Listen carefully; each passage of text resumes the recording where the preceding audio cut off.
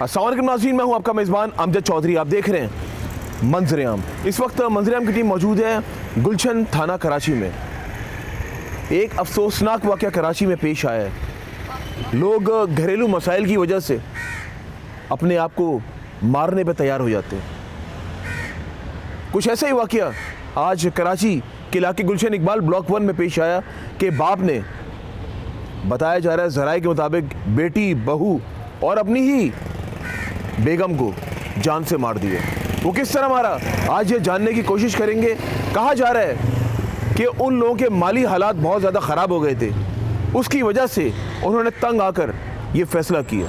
मामला है क्या, आज जानने की कोशिश करेंगे। लेकिन लोगों से ये कहना चाहूँगा मैं कि एकदम से इतना बड़ा फैसला करने से पहले आप लोगों को इत्मीनान से सोचना चाहिए। मुश्किल हालात आते हैं, मुश्किल वक्त आता है, लेकिन उसका मुकाबला करना चाहिए। आज जानने की कोशिश करते हैं। रहिए आप लोग हमारे साथ, मंजर-ए-आम जारी है।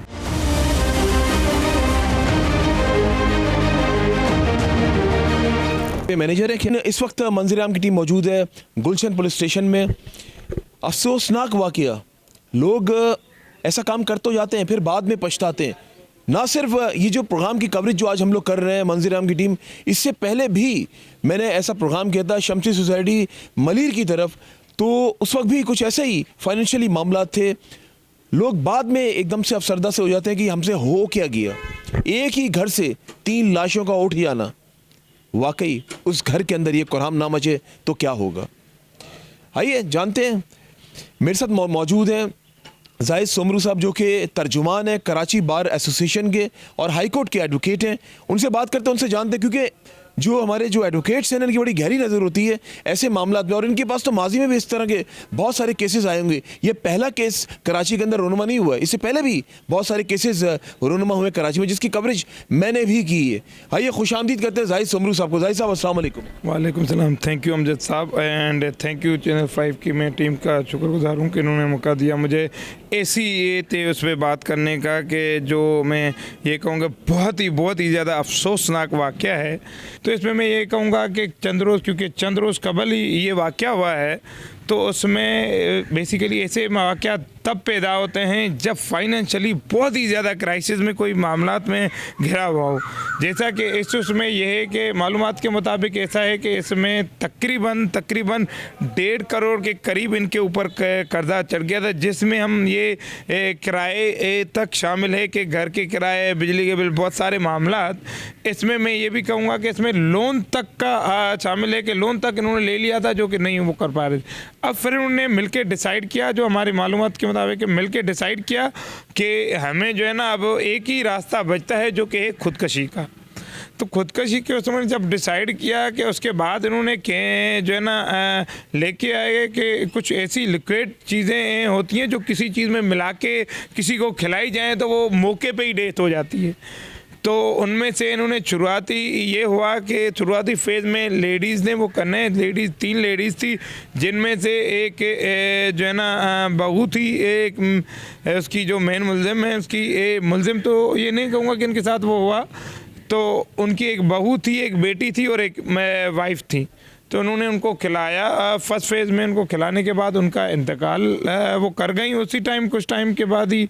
फिर उसके बाद इन्होंने ये डिसाइड किया कि अब बेटे जो है ना, बेटा और ये खाएंगे। बेटे ने जब इसको लिक्विड जूस में मिला के फिर उसको दिया गया, तो वो भी उसी टाइम थोड़ी देर में ही अनकॉन्शियस हुआ, क्योंकि वो शायद मिकदार कम ली होगी कि वो अल्लाह को प्यारा नहीं हुआ और ये मामला तो है। फिर उसके बाद क्योंकि इसकी इतनी वो कि ऐसी 3 जो है ना फैमिली मेम्बर्स की सामने डेथ हो गई हो और एक उनका ही बेटा लगते जिगर मरने के उस पे हो, तो वो अपने आप को संभाल नहीं पाया। वो मेंटली तो पहले से ही एक वो था, फाइनेंशियली उसमें घिरा हुआ था। तो फिर उससे ये संभला नहीं गया और उसने बौखलाहट कहें या उनको ये कहें कि घबराहट, ये कहें कि बिल्कुल ही कि घबराहट में इसने सोचा कि अब मैं करूं तो क्या, अगर किसी को बताता हूं भी मामला तो हैं। तो इसने इससे नहीं संभला गया और इसने बजाय कि उसको कि किसी को बुलाता और फैमिली को जो है ना एक हॉस्पिटल लेके जाते, इसने क्या किया कि उनको छोड़ दिया और बिल्कुल ही एक वो ये कहूँगा पागल सा हो गया कि पागल होते हुए उसने वहीं पर ही एक आधा दिन जो है ना वो गुजर गया और उसने किसी को बताया नहीं। फिर जब बाहर से लोगों को पता चला कि वो अंदर आए तो उन्होंने देखा कि जो है 3 लाशें पड़ी हुई औरतों की और एक उसके बेटे की, और उसके बाद जो है ना इनको जो है ना लिया गया हॉस्पिटल। तो क्योंकि जब तक पहुंचाए वो मर चुके थे 3 औरतें और ये अनकॉन्शियस उसमें इसने पोजीशन में था, और इनको जो है ना फिर बाद में पुलिस को पता चला, पुलिस आई और उनको जो है ना इनको अरेस्ट कर लिया गया। अच्छा जाहिद साहब मुझे ये बताएं, देखिए जिस तरह आपने ये बात कही और जो मेरी नॉलेज के मुताबिक मुझे ये पता चला कि जब ये मामला हो गया वो 1-2 दिन तक तो लाशें घर पे पड़ी रहीं। इन्होंने अपने करीबी रिश्ते को बताया, करीबी वो भाई था, बहन था या करीबी रिश्तेदार थे, उनको बताया कि ऐसा सा वाक़या हो गया, लेकिन उनको भी क्लैरिटी नहीं बताई कि हुआ क्या, कैसे वो उनका इंतकाल हुआ है। तो जब वो लोग आए, जब पहुँचे मौके पर, तो पता चला कि 3 लाशें घर के अंदर मौजूद हैं और एक घर से 3 लाशें उठ जाना ये मजाक बात नहीं है। वैसे मुझे ये बताएं, क्योंकि आप डेली बेसिस पे जो वकील हैं हमारे, आप केसेस वगैरह आप लोग पटिशन आती हैं, आप वहाँ पे दायर करते हैं लोग, उस पर आप लोग फिर ज़ाहिर है केस का फॉलोअप्स होते हैं, आप लोग उस केस को लुक आफ्टर कर रहे होते हैं। आप क्या समझते हैं लोगों की अदम बर्दाश्त क्या कम हो चुकी है? इतना बड़ा वाक़या, क्योंकि बताया जा रहा है कि वो कर्जे में डूब गया था, करोड़ों रुपए का कर्जा था, गाड़ी रेंट पे ली हुई थी और दीगर मामला थे, घर में खाने को नहीं था, फाइनेंशियली बहुत ज़्यादा ये वीक हो चुके थे। तो उसका क्या हल ये है कि घर वालों को मार दिया जाए? मैं इसमें ये कहूँगा कि इसमें मैं गवर्नमेंट ऑफ पाकिस्तान से भी अपील करूँगा कि ऐसे वाक़यात आइंदा के लिए रहनुमा नहीं हो। इसके लिए हमें जो है ना इसमें सबसे ज़्यादा गवर्नमेंट ऑफ पाकिस्तान को, फिर उसके बाद गवर्नमेंट सिंध को मैं कहूँगा कि ऐसे जिसके साथ भी वाक़यात फाइनेंशियली क्राइसिस में कि उसको हेल्प आउट किया है, क्योंकि दूसरे ममालिक में यही होता हुआ आ रहा है कि जब भी कोई क्राइसिस में जाते हैं तो उनको हेल्प आउट किया जाता है, उनको उन क्राइसिस से निकाला जाता है अपने जो है उनको फाइनेंशियली सपोर्ट करते हुए।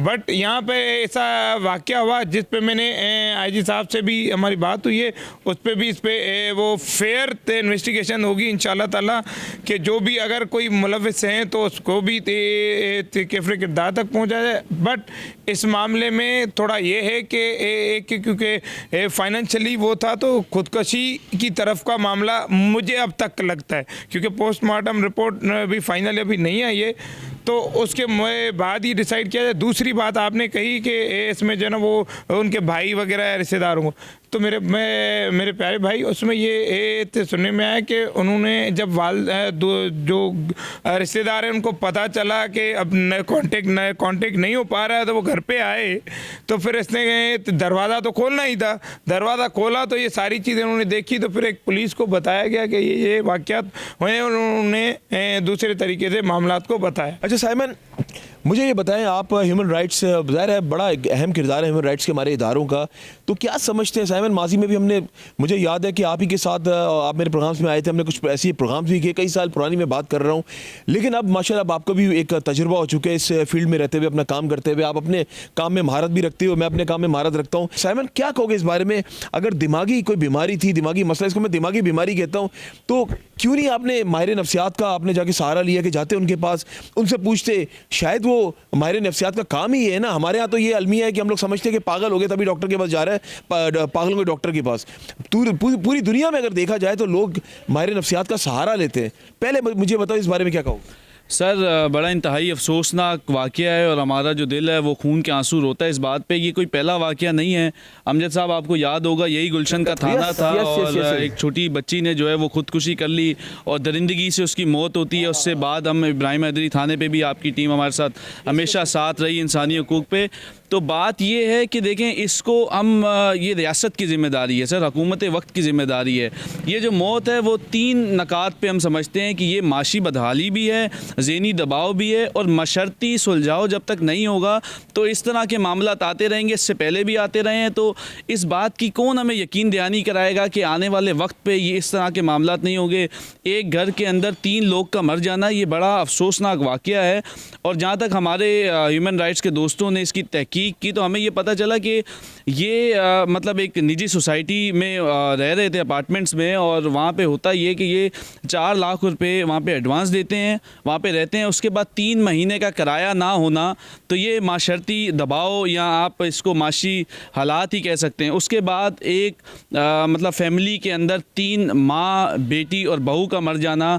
उसके बाद जब बेटा खुदकुशी की कोशिश करता है तो बाप जो है मतलब इतना कमज़ोर हो जाता है कि वो अपने आप को खुद सरेंडर करते हैं, और 1 से 2 दिन लाश घर में पड़ा रहना। सर ये भी रियासत के मतलब इंतहाई अफसोसनाक बात है कि 48 से 24 घंटे लाश घर में रहना, तो इसका मतलब है कि आपके आस पड़ोस या सोसाइटी कहाँ पे खड़ी है।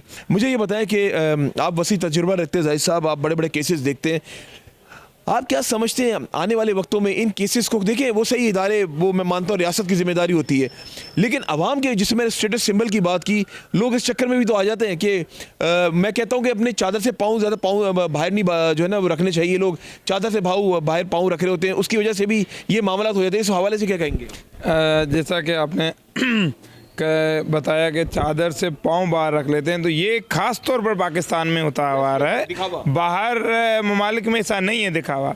बाहर ममालिक में अगर वो कोई 5 रुपए कमाएगा तो वो खर्चा कम ही करेगा कि जो है ना वो बचत की जाए आइंदा के उसके लिए। पर यहाँ पे 5 रुपए कमाने वाला कोशिश करता है कि 5 रुपए तो क्या 1 रुपया किसी और से लेकर भी खर्चा किया जाए। तो ऐसे मामलात को रोकथाम के लिए हुकूमत वक्त का काम है, हेल्थ डिपार्टमेंट को एक्टिव होना चाहिए।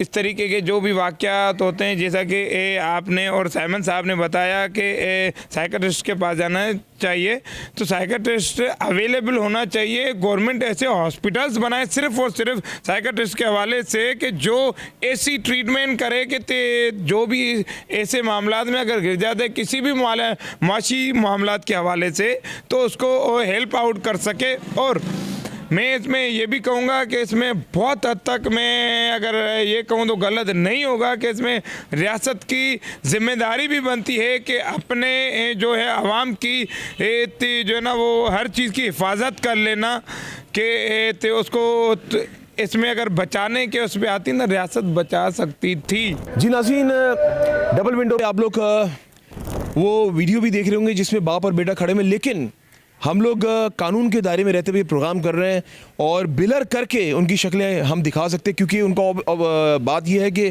केस ऑलरेडी चल रहा है, कोई प्रॉब्लम केस के दौरान जो हमारे एडवोकेट्स हैं उनको ना हो, तो इस वजह से हम लोग कानून के दायरे में रहते हुए प्रोग्राम कर रहे हैं। मुझे ये बताएं कि अभी हम लोग जा रहे हैं उस जगह पे, लेकिन मैं चाह रहा हूँ कि जाने से पहले आपसे ये पूछूं कि ये जो केसेस हैं ये बढ़ते हुए जा रहे हैं दिन ब दिन, लोगों की माशी हालत बहुत ख़राब हो गई, क्योंकि आप भी ऑब्वियसली पूरा दिन आपका लोगों से आपका मिलना मिलाना होता है, इस तरह मेरा भी लोगों के साथ मिलना मिलाना होता है, लोगों के मसाइल बहुत बढ़ चुके हैं।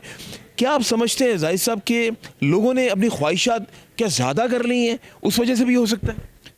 मैं इसमें ये ज़रूर कहूँगा कि ख्वाहिशात के हवाले से इतना कहूँगा कि ख्वाहिशात तो ज़्यादा यहाँ पाकिस्तान में ज़्यादा ही सबकी होती है, बट उस हुकूमत वक्त को चाहिए कि ऐसे उसकी कम अज़ कम 50,000 जो है ना एक मज़दूर की वो सैलरी फ़िक्स कर दी जाए, क्योंकि ये दावे वगैरह है वो 37,000 का आई थिंक एक फ़िक्स तो है, बट उनको नहीं दी जाती है।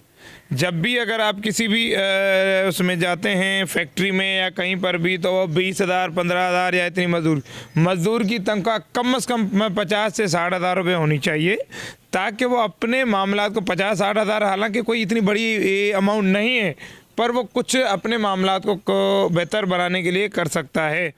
दूसरी बात ये कि मुश्किलात ये हर एक की आती हैं, इसमें ये चाहिए आम लोगों को ये चाहिए कि जितने अखराजात हैं उसके हिसाब से ही अपना पाँव फैलाना चाहिए, और अपने उसके हिसाब से ही अपना पाँव फैलाएं, ताकि अखराजात अगर आप कमाते 60,000 रुपये तो आपको खर्चा कम से कम ज़्यादा से ज़्यादा भी 40,000 तक करना चाहिए। सेविंग लाजमी है, जो कि यहाँ पे नहीं की जाती है। सेविंग आप करेंगे वो आपके मुश्किलात हालात के लिए, क्योंकि यहाँ पे पाकिस्तान में हर चीज़ पैसे से होती है, हॉस्पिटलाइज हो, हॉस्पिटल्स हो या जो भी हो, पैसे के बगैर कुछ नहीं। हालांकि दूसरे ममालिक में मैं बार बार दूसरे ममालिक का इसीलिए वो कर रहा हूँ कि हम चाहते हैं कि ये दूसरे ममालिक की तरह पाकिस्तान तरक्की करे, जो कि हमारे हुक्मरान नहीं करने दे रहे हैं। बिल्कुल नाज़रीन, अभी जब मैं आया था यहाँ पे तो मेरी मुलाकात हुई है बाप और बेटे से, लेकिन अभी अंडर ट्रायल है केस, तो हम उनसे बात नहीं कर सकते क्योंकि केस में कोई प्रॉब्लम ना, इधर कुछ कह दें उधर कुछ कह दें अदालत में, तो केस में मसला हो सकता है। लेकिन जब मैं उनसे मिला ना, आप यकीन माने कि मुझे लग नहीं रहा था कि इन लोगों ने इतना बड़ा ये काम किया होगा। बाप बेटा ने मिलके, मोतबर शख्सियत लग रहे थे, बाप नमाजी परहेजगार इंसान, बेटा भी पढ़ा लिखा लग रहा था, अच्छी फैमिली का लग रहा था। मैं हैरान हूँ कि बात फिर मैं वही कहूँगा कि स्टेटस सिंबल की मैं बात कहूँगा कि स्टेटस सिंबल, और ये होता पता कैसे, ये ख़ानदान को देख के ही होते हैं। आसपास जो आपके लोग होते हैं ना कि फ़लाँ ने इतना बड़ा घर ली है, फ़लाँ ने इतनी बड़ी गाड़ी ली है। अब क्या ज़रूरत है लोन पे गाड़ी लेने की, क्या ज़रूरत है रेंटल गाड़ियों में घूमने की। जब आप देखें ना कि आपके पास जितनी आमदनी है उसके लिहाज से अपनी ज़िंदगी गुजर बसर करें। चादर से पाँव जो बाहर है ना, पाँव मत फैलाएं, फिर होगा यही होगा जो अभी दोनों बाप बेटा अंदर सलाखों में मौजूद हैं। साइमन, अभी आप अंदर गए मेरे साथ और अभी ऑफ द कैमरा अभी आप भी, जाहिद साहब भी मेरे साथ थे, हम उनसे मिले भी, और मैंने आपसे भी कहा साइमन कि मुझे हैरानगी हो रही थी, मुझे यकीन नहीं आ रहा कि इतना बड़ा इक़दाम इन दोनों ने कर दिया। ऐसे ही है जैसे अभी आपने भी बात करने की कोशिश की और उनकी आंखों में मतलब अजीब सी कैफियत दिख रही थी, और मतलब इतना बड़ा, मतलब ये आप छोटा नहीं है ना, इससे बहुत बड़ा वाक़या है कि एक घर में 3 लाशें मिल जाना और उसको इतना टाइम डिटेन करके रखना। और आप देखें ये नफ्सियाती, आप कह सकते हैं कि इनको इलाज की ज़रूरत है, और नफ्सियाती बदहाली जब तक होगी मुल्क में, इस पर खुल के बात करनी होगी सर। ऐसे ही है, NGOs को, सिविल सोसाइटी को, और ख़ास कर देखें हुकूमती इदारों का काम है कि इस पर रिहेबिलिटेशन सेंटर्स को बनाना, कायम करना। उनको देखिए कायम हो जाते हैं पर्चों में, अभी तक पता नहीं कितने सारे कराची में भी चल रहे होंगे, सिंध में भी चल रहे होंगे, पाकिस्तान में भी चल रहे होंगे, लेकिन अगर आप फिज़िकली उसको विज़िट करें तो वो ज़ीरो कैपेसिटी में नज़र आता है, ना कोई डॉक्टर मिलता है ना कुछ मिलता है।